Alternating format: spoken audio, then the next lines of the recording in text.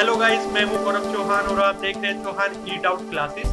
Last video में हमने cost के बारे में पढ़ा था, जो कि थी opportunity cost, marginal opportunity cost और टोटल अपॉर्चुनिटी कॉस्ट, कि ये तीन कॉस्ट पीपीसी कर्व को कैसे इफेक्ट करती है। अगर आपने वो लास्ट वीडियो नहीं देखी है तो डिस्क्रिप्शन में उसका लिंक है, तो वहां से आप चेकआउट कर सकते हैं। आज की वीडियो होने वाली है एमओसी मतलब मार्जिनल अपॉर्चुनिटी कॉस्ट कैसे इफेक्ट करती है पीपीसी कर्व को। चलिए शुरू करते हैं।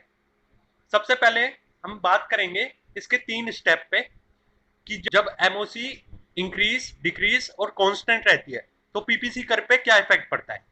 तो आइए शुरू करते हैं। जो पहला होता है इंक्रीज इन एमओसी, मतलब जब हमारी MOC marginal opportunity cost increase होती है तो हमारी जो पीपीसी की शेप होगी वो होगी कॉन्वेक्स। कॉन्वेक्स कैसे होगी, आइए एक एग्जांपल लेते हैं। सबसे पहले हम एग्जांपल लेंगे वो लेंगे एक टेबल के थ्रू, जिससे आपको अच्छे से समझ में आ जाएगा। सबसे पहले हम चलते हैं टेबल पर। टेबल पे तीन कॉलम बने हुए हैं, जो कि है गुड्स 1 का, गुड्स 2 का और एमओसी का। कि तीसरे कॉलम में हमें निकालना है एमओसी कैसे निकलेगी। जैसे कि आपको पता है कि हमें गुड्स 1 की क्वांटिटी गिवन है, जो कि है 60, 40 और 20। ऐसे ही हमें गुड्स 2 की क्वांटिटी गिवन है, जो कि है 10, 20, 80। तो जैसे कि आपको पता है एमओसी निकालने का एक फॉर्मूला होता है, जो कि होता है change in loss upon change in gain. मतलब कि यहाँ पे सबसे पहले आपको फॉर्मूले में वैल्यूज पुट करने से पहले ये पता होना चाहिए कि आप लॉस और गेन कैसे निकालोगे। तो लॉस निकालने का सबसे अच्छा तरीका होता है, सबसे पहले आप लॉस निकालने के लिए टेबल को ऑब्जर्व करोगे और जहां पे क्वांटिटी कम हो रही होगी उसको हम लॉस में कन्वर्ट करेंगे, और जहां पे हमारी इंक्रीज हो रही होगी उसको हम गेन में कन्वर्ट करेंगे। जैसे कि आप टेबल में देखेंगे, यहाँ पे हमारे कौन सी क्वांटिटी कम हो रही है, गुड्स 1 में या गुड्स 2 में। तो आप ऑब्जर्व करेंगे जो आपकी गुड्स 1 की क्वांटिटी है वो कम हो रही है 60, 40, 20। यहाँ पे 20, 20 के गैप से कम हो रही है। ऐसे ही आप गुड्स 2 में देखेंगे, जो क्वांटिटी है वो बढ़ रही है 10, 20 और 80 के हिसाब से। यहाँ से आपको लॉस और गेन का पता लग जाएगा कि लॉस कैसे निकलेगा, गेन कैसे निकलेगा। जो पहला कॉम्बिनेशन निकलेगा एमओसी का, वो कैसे निकलेगा मैं बता देता हूं। जो हमारी फर्स्ट वाली यूनिट होती है उसको माइनस करना पड़ता है सेकंड से। यहाँ पे फर्स्ट कॉम्बिनेशन निकालेंगे एमओसी का, वो निकालेंगे 60 माइनस 0।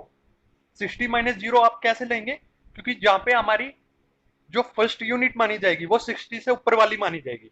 तो 60 से ऊपर वाली कौन सी होगी, 0, क्योंकि यहाँ पे अभी कोई मेंशन नहीं है 60 से ऊपर। तो हम एज्यूम करेंगे कि जो हमारी 60 से ऊपर वाली यूनिट होगी, मतलब फर्स्ट यूनिट होगी, वो 0 होगी। उसके बाद हम 0 में से किसको माइनस करेंगे, 60 को। तो यहाँ पे हमारे जो हमारी यूनिट आएगी वो आएगी 60 यूनिट्स। ये हमारा 60 का लॉस है। हमारी जो फर्स्ट कॉम्बिनेशन आएगा चेंज इन लॉस का, वो आएगा 60 यूनिट्स। ऐसे ही हम गेन की तरफ चलते हैं। जो हमारा गेन होगा वो सेकंड गुड्स में होगा 10 यूनिट्स। कैसे 10 यूनिट्स होगा, 0 माइनस 10 इक्वल टू 10 यूनिट्स। तो आप इसको सोल्व करेंगे तो 60 अपॉन 10 इक्वल टू 1। ये हमारा आएगा एमओसी 1 का कॉम्बिनेशन। अब सेकंड की तरफ चलते हैं। तो आपको पता है 60 में से 40 माइनस करेंगे तो हमारा आएगा 20, और 10 में से 20 माइनस करेंगे तो ये आएगा हमारा 10 आएगा। तो ऐसी सेकंड कॉम्बिनेशन होगा वो होगा 20 अपॉन 10 इक्वल टू 2।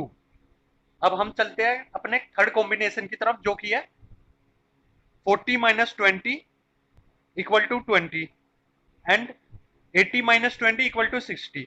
तो हमारा जो इसको कॉम्बिनेशन सोल्व करने पे आएगा वो आएगा 3। ये तो था हमारा टेबल। अब चलते हैं हमारे कंक्लूजन की तरफ कि कंक्लूजन क्या कहता है कि एमओसी बढ़ रही है या कम हो रही है। तो आप देखोगे जो हमारी एमओसी है मतलब मार्जिनल अपॉर्चुनिटी कॉस्ट है वो इंक्रीज हो रही है। तो यहाँ पे इंक्रीज होने का मतलब है कि जो हमारी पीपीसी कर्व बनेगी वो क्या बनेगी, कॉन्वेक्स।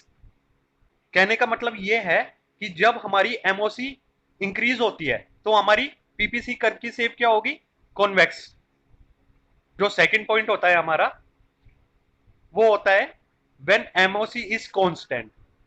कहने का मतलब ये है जब एमओसी कांस्टेंट होगी तो पीपीसी कर्व की शेप स्ट्रेट लाइन होगी। आइए चलते हैं अपने टेबल की तरफ। यहाँ पे भी फर्स्ट टेबल की तरह 3 कॉलम है। फर्स्ट है गुड 1, सेकंड गुड 2 और थर्ड है एमओसी। तो यहाँ पे हमारी गुड 1 की कॉम्बिनेशन की यूनिट्स क्या होगी, वो होगी 60 40 20 एज इट इज हो जाएगी।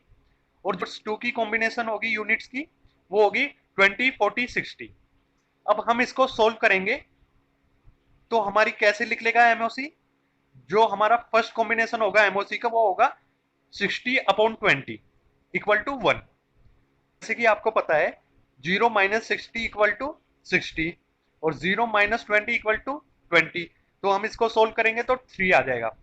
ऐसे ही हम कॉम्बिनेशन 2 पे चलेंगे, वो है 20/20। तो 20/20 कैसे आएगा, 60 - 20/20 - 40। तो इसके बाद आएगा हमारा 1। तो अब हम चलते हैं हमारे थर्ड कॉम्बिनेशन पे, जो कि है 40 - 20/40 - 60। तो हमारे यहाँ पे भी क्या आएगा, 1। तो आप यहाँ पे ऑब्जर्व करोगे कि जो आपकी एमओसी है वो कांस्टेंट है। कांस्टेंट कैसे, तीनों कॉम्बिनेशन में 1 1 1 आंसर आ रहा है। तो यहाँ पे हमारा जो पीपीसी कर्व की शेप होगी वो होगी स्ट्रेट लाइन। कहने का मतलब है, in other words, when MOC is constant then PPC curve is straight line. ये था हमारा सेकंड पॉइंट। अब चलते हैं थर्ड पॉइंट की तरफ। When MOC is decrease then PPC curve is. कहने का मतलब ये है कि जब हमारी एमओसी डिक्रीज होगी तो हमारी पीपीसी कर्व की शेप क्या होगी। तो मैं बता देता हूं, जो एमओसी डिक्रीज होती है तो पीपीसी कर्व की शेप होती है कॉनकेव। मैं सबसे पहले आपको यह बता देता हूं, जो हमारा ये थर्ड पॉइंट है ये सबसे इंपॉर्टेंट पॉइंट है। थर्ड पॉइंट ही पीपीसी की एक प्रॉपर्टी भी है जिसमें हम लिखते हैं पीपीसी कर्व कॉनकेव शेप। अगर आपने प्रॉपर्टीज ऑफ पीपीसी कर्व की वीडियो नहीं देखी तो डिस्क्रिप्शन में उसका लिंक मिल जाएगा आपको, वहां से आप चेकआउट कर लेना। तो आइए इसका थर्ड पॉइंट करते हैं। When MOC is decrease then PPC curve is concave shape. तो आइए टेबल के थ्रू समझते हैं। जैसे हम फर्स्ट और सेकंड पॉइंट में टेबल की हेल्प ली थी, वैसे ही हम इसमें हेल्प लेंगे टेबल की। आइए टेबल के थ्रू समझते हैं हम। टेबल में 3 कॉलम गिवन है, जो कि है गुड 1, गुड 2 एंड एमओसी। जो गुड्स 1 की क्वांटिटी है वो है 60 40 30, जो कि डिक्रीज लेवल में है। जो हमारी सेकंड कॉलम में है वो है गुड्स 2 की क्वांटिटी, जो कि है 20 30 40। जैसे कि आपको एमओसी मतलब मार्जिनल अपॉर्चुनिटी कॉस्ट निकालना आता है, उसका फॉर्मूला होता है delta loss upon delta gain. तो यहाँ पे हमारा फर्स्ट कॉम्बिनेशन बनेगा, वो बनेगा 60 - 20। तो इसको सोल्व करेंगे वो बनेगा 3। ऐसे ही हमारा सेकंड कॉम्बिनेशन बनेगा 20 - 10, तो ये बनेगा 2। और जो हमारा थर्ड कॉम्बिनेशन बनेगा वो बनेगा 40 - 30 इक्वल टू 10 अपॉन में 30 - 40 इक्वल टू 10। तो इक्वल टू हमारा हो जाएगा 1। तो यहाँ पे आप देखोगे जो एमओसी है हमारी वो डिक्रीज हो रही है 3 to 1 के कॉम्बिनेशन से। जब आप इन वैल्यूज को ग्राफ में पुट करोगे तो जो आपका पीपीसी कर्व बनेगा वो बनेगा कॉनकेव शेप।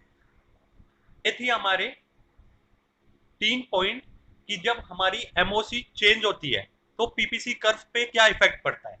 एक बार और रिवाइज कर लेते हैं। जो हमारा पहला पॉइंट था वो था जब हमारी एमओसी कांस्टेंट रहेगी तो पीपीसी कर्व क्या होगी, वो स्ट्रेट लाइन बनेगी। When MOC is constant then PPC curve is straight line. जो हमारा सेकंड पॉइंट था कि एमओसी इंक्रीज होगा तो पीपीसी कर्व की शेप होगी convex. Means MOC is increases then PPC curve is convex shape. हमारा थर्ड पॉइंट है जो कि इंपॉर्टेंट पॉइंट है कि स्पेशली एग्जाम में पूछ लेते हैं, और ये प्रॉपर्टी भी है पीपीसी कर्व की, कि जब हमारी एमओसी डिक्रीज होगी तो पीपीसी कर्व की शेप क्या होगी, concave. When MOC is decreases then PPC curve is look like concave shape. आज की वीडियो थी जो हमारी वो थी relationship between MOC and PPC curve. अगर आपको मेरी वीडियो पसंद आई है तो प्लीज लाइक कीजिए, शेयर कीजिए, सब्सक्राइब कीजिए।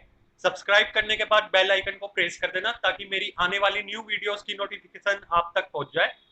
मैं चाहता हूं आप मेरी वीडियोस को ज्यादा से ज्यादा शेयर कीजिए ताकि जिनके पास रिसोर्सेज नहीं है पढ़ाई के लिए या फिर कोचिंग क्लासेस लेने के लिए फीस नहीं है, इस करता हूँ कि मैं उनको फ्री एजुकेशन प्रोवाइड करा सकूं ताकि उनकी हेल्प हो सके और उनका करियर अच्छा बन सके।